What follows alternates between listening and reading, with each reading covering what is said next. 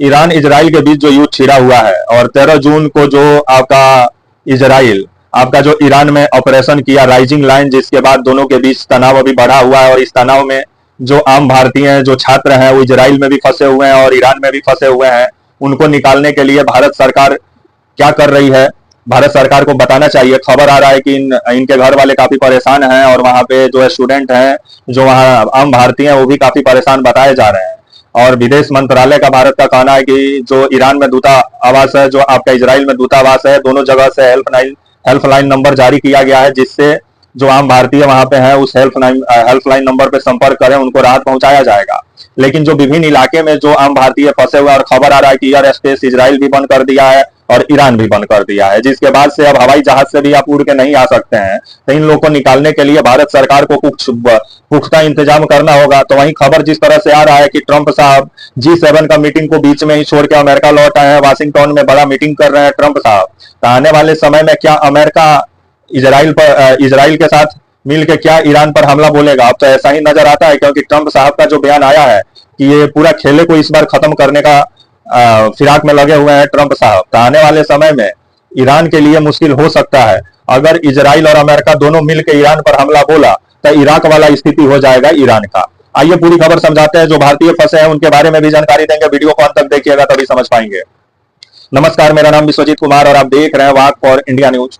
आज आपका इजराइल और ईरान के बीच जो युद्ध चल रहा है और खबर आ रहा है कि आपका युद्ध का छठा दिन है। 13 जून को इजराइल जो है वो ईरान में ऑपरेशन राइजिंग लाइन किया और इजराइल का कहना था कि जो ईरान है वो परमाणु बम बनाने का बहुत नजदीक पहुंच गया था, जिससे इजराइल को खतरा था। इसीलिए परमाणु ठिकाने पर इजरायली वायुसेना ने हमला बोला, जिसके बाद से जो ईरान है ये भी ऑपरेशन आपका किया। आपका जो खबर आ रहा है आपका इजराइल में, इस ऑपरेशन का नाम दिया गया 2 Promise 3, जिसके जरिए आपका जो इजराइल का यरूशलेम हुआ या आपका जो इजराइल की राजधानी हुई आपका तेल अवीव, दोनों जगह मिसाइल और ड्रोन से जिस तरह से हमला बोला ईरान, जिसके बाद से खबर आ रहा है कि इजराइल में भी काफी जान माल का नुकसान हुआ और तेल अवीव में 20 से 30 लोग मारे गए हैं और 70 से 80 लोग घायल बताए जा रहे हैं। तो वहीं जो आपका इजराइल जो एयर स्ट्राइक किया आपका ईरान में, जिसमें बताया जा रहा है कि 6 गो वैज्ञानिक मारे गए, 4 गो सेना के अधिकारी मारे गए और आपका 400 से ऊपर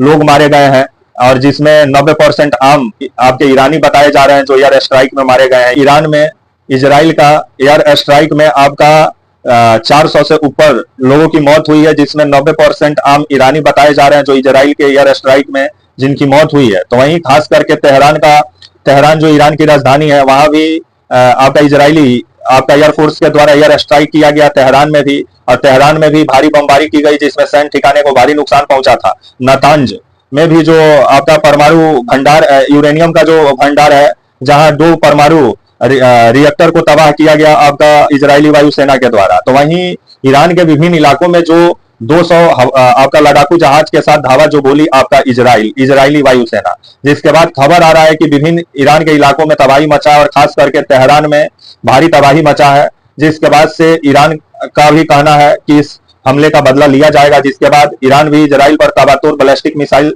दागने में लगा हुआ है। तो वहीं खबर आ रहा है कि आपका ईरान में आपका खबर आ रहा है कि 10,000 से लेकर 15,000 भारतीय लोग फंसे हुए हैं, जिसमें से आपके 1500 से लेकर के 6,000 तक छात्रों की संख्या 6,000 तक छात्रों की संख्या बताई जा रही है। और आपके जो मजदूर भी ईरान में है, जो भारतीय मजदूर बताए जा रहे हैं, कुछ व्यवसायी हैं जो वहां अपना बिजनेस करते हैं, वो भी ईरान में फंसे हुए हैं और इनकी तादाद, कुल भारतीयों की तादाद 10,000 से लेकर 15,000 बताया जा रहा है। तो इन सबको निकालने के लिए भारत सरकार क्या कर रही है, इसको लेकर के भारत सरकार को जानकारी देना चाहिए विदेश मंत्री को, क्योंकि जो भारतीय अभी ईरान में फंसे हुए हैं उनके जो परिजन है वो भारत में परेशान है और ज्यादातर जो छात्र हैं वो कश्मीर के बताए जा रहे हैं। तो इन छात्रों को कब तक वहां से वापस लाया जाएगा, इसको लेकर के मोदी सरकार को और विदेश मंत्री को बताना चाहिए। और खबर आ रहा है कि ईरान अपना एयर स्पेस बंद कर दिया है, तो इन लोगों को किस तरह से वहां से निकालेगी भारत की सरकार, ये भी देखने वाली बात होगी, क्योंकि एयर स्पेस बंद हो गया है ईरान का, तो हवाई जहाज जा ही नहीं सकता है। और खबर आ रहा है कि ये जो छात्र हैं, जो आम भारतीय हैं, वो अभी ईरान में काफी परेशान है। तो वहीं भारत सरकार का कहना है कि हेल्पलाइन नंबर दूतावास के जरिए जारी किया गया है, जो ईरान में भारत का दूतावास है। आने वाले समय में देखा जाए जो आम भारतीय जो ईरान में फंसे हैं वो कब तक सकुशल भारत वापस लौटते हैं। तो वहीं खबर आ रहा है कि इजराइल में भी आपका 20,000 से 40,000 नागरिक भारत का फंसे हुए हैं जो वहां काम करने गए, कुछ पढ़ाई करने गए, तो कोई वहां बिजनेस करने गया, वो अभी इजराइल में फंसा हुआ, और इजराइल भी अपना आपका एयर स्पेस बंद कर दिया है, जिस वजह से ना जहाज आ सकता है ना जहाज जा सकता है। तो आने वाले समय में जो लोग इजराइल और ईरान में फंसे हुए हैं, उन लोग को कब तक भारत सरकार सकुशल भारत वापस लाती है, देखने वाली बात होगी। तो वहीं खबर जिस तरह से आ रहा है कि G7 के जो देश हैं, वो आपका जो इजराइल के साथ खड़े नजर आते हैं, क्योंकि बीते दिनों G7 का आपका सम्मेलन हुआ आपका कनाडा में। कनाडा का जो प्रधानमंत्री है आपके मार्क कार्नी, वही इस सम्मेलन को आयोजित किए थे कनाडा में। और खबर आया कि जो 7 देश इसके मतलब सदस्य हैं आपका G7 के, भारत तो सदस्य है नहीं, लेकिन भारत बढ़ती हुई अर्थव्यवस्था और भारत को जो विश्व के जो महाशक्ति है वो एक बाजार के रूप में देखते हैं, इसलिए भारत के नेताओं को आए दिन मतलब इज्जत दिया जाता है, ताकि भारत में ये लोग अपना बिजनेस को चमका सके। और जिस तरह से खबर आया कि G7 के जो सदस्य हैं, संयुक्त राष्ट्र अमेरिका है, कनाडा है, या यूनाइटेड किंगडम है, आपका इंग्लैंड है, आपका फ्रांस है, जर्मनी है, इटली है, जापान है, ये 7 देश जो है G7 के मेंबर हैं। भारत नहीं है। भारत एक आपका बढ़ती हुई अर्थव्यवस्था है, और मतलब भारत एक आपका लोकतांत्रिक देश है, विश्व का सबसे बड़ा लोकतंत्र है भारत, और जिसको लेकर के भारत के नेताओं को G7 में बुलाया जाता है, क्योंकि भारत एक बढ़ती हुई अर्थव्यवस्था और बढ़ता हुआ बाजार के रूप में भी विश्व के नेता जो है भारत को देखते हैं, जिस वजह से भारत से लोग अपना रिश्ता मजबूत रखना चाहते हैं, ताकि आने वाले समय में इन लोग का व्यापार भारत में आगे बढ़े। तो वहीं मोदी जी भी खबर आया 16 जून को पहुंचे। हमको लगा कि ट्रंप साहब से मोदी जी का मुलाकात होगा, लेकिन ट्रंप साहब का मोदी जी से मुलाकातें नहीं हुआ। और ट्रंप साहब जिस दिन मोदी जी आपका कनाडा पहुंचे 16 जून को, उसी दिन ट्रंप साहब 16 जून को अमेरिका के लिए रवाना हो गए, बीचे मीटिंग को छोड़ के, क्योंकि खबर आ रहा है कि इस बार ट्रंप साहब ईरान पर निर्णायक कार्रवाई करने वाले हैं। और खबर आ रहा है कि इस बार अमेरिका और इजराइल दोनों एक साथ मिलकर ईरान पर धावा बोलने वाला है। तो आने वाले समय में जो बीच मीटिंग को छोड़ के वाशिंगटन पहुंचे हैं आपके जो है ट्रंप साहब, तो आने वाले समय में देखा जाए क्या होता है। तो वहीं ईरान की जो सेना है उसका कहना है कि वो तैयार है इस बार इजराइल को सबक सिखाने के लिए, अमेरिका को सबक सिखाने के लिए।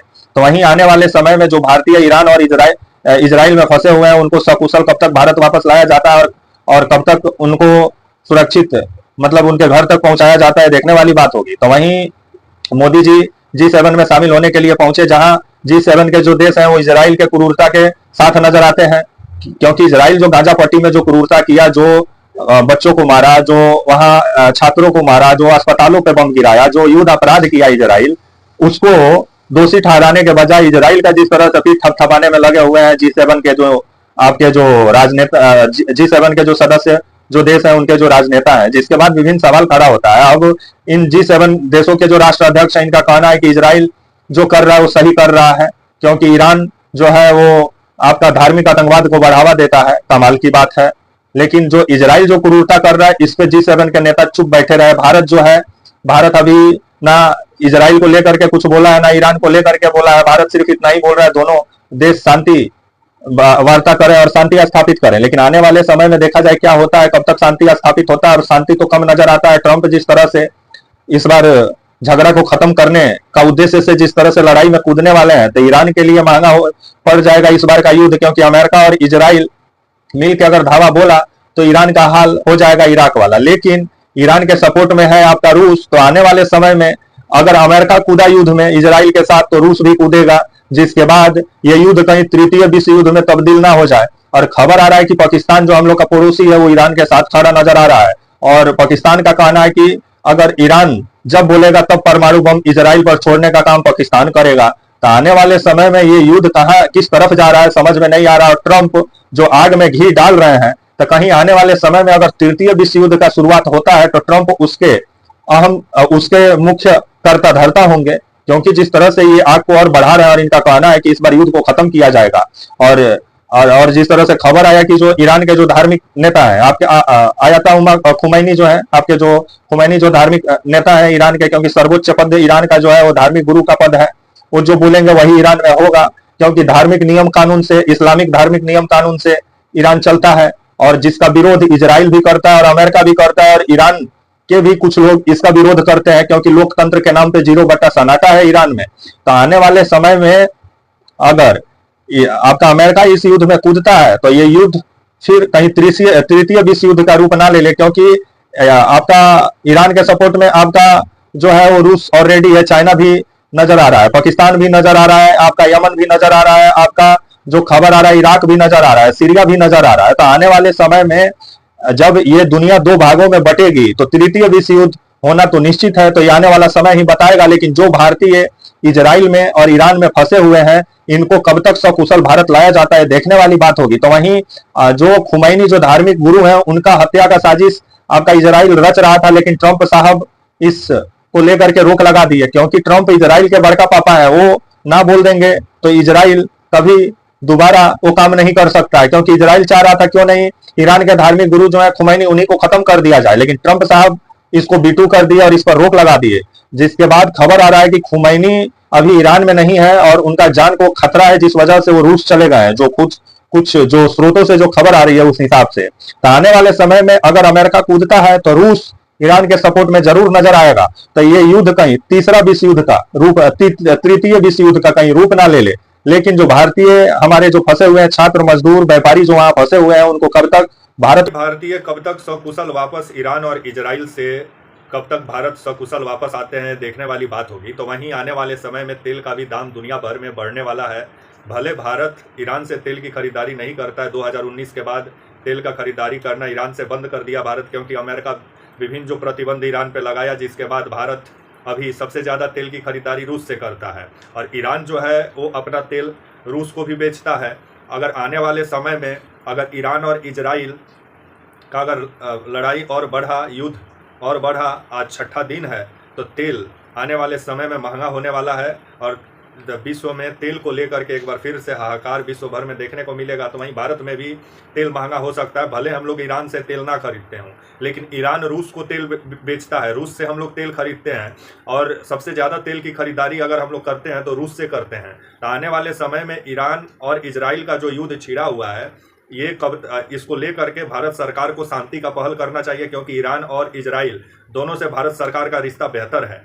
लेकिन देखा जाए भारत सरकार क्या करता है। भारत सरकार तो शांति की बात कर रही है, मोदी जी भी शांति की बात कर रहे हैं, लेकिन जो ट्रंप साहब हैं वो आग में घी डालने का काम कर रहे हैं। और आने वाले समय में अगर युद्ध आगे बढ़ता है और ट्रंप जिस तरह से आग बबूला हुए हैं और उनका कहना है इस बार युद्ध को खत्म, इस बार ये पूरा झगड़ा को ही खत्म कर देंगे, तो आने वाले समय में क्या ईरान पर इजराइल और अमेरिका दोनों साथ मिलकर क्या हमला बोलने वाला है, ये तो आने वाला समय में ही मालूम चलेगा। लेकिन अगर ये युद्ध बढ़ता है तो विश्व भर में तेल महंगा होने की संभावना सबसे ज़्यादा जताई जा रही है।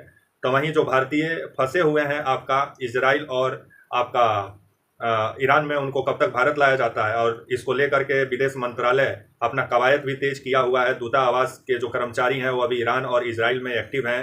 हेल्पलाइन नंबर भी जारी किया गया है दूतावास के जरिए। ईरान और इजराइल दोनों दूतावास जो दो देश में है, ईरान में और इजराइल में जो भारत का दूतावास है, उसके द्वारा हेल्पलाइन नंबर जारी किया गया है। तो आने वाले समय में देखा जाए कब तक जो भारतीय वहाँ फंसे हैं वो कब तक भारत आते हैं, और ईरान इजराइल का युद्ध कब तक शांत होता है, ये भी देखने वाली बात होगी। इसमें भारत चाहे तो महत्वपूर्ण भूमिका निभा सकता है, लेकिन भारत क्या करता है देखने वाली बात होगी। अभी भारत सरकार के तरफ से शांति का ही बात कही जा रही है कि दोनों देश शांति वार्ता करें और शांति स्थापित करें। तो आने वाले समय में तक के लिए आप मुझे इजाज़त दीजिए, और आप हमारे channel walk for India news को प्लीज़ लाइक और सब्सक्राइब और शेयर करना ना भूलें। तब तक के लिए नमस्कार, जय हिंद, वंदे मातरम।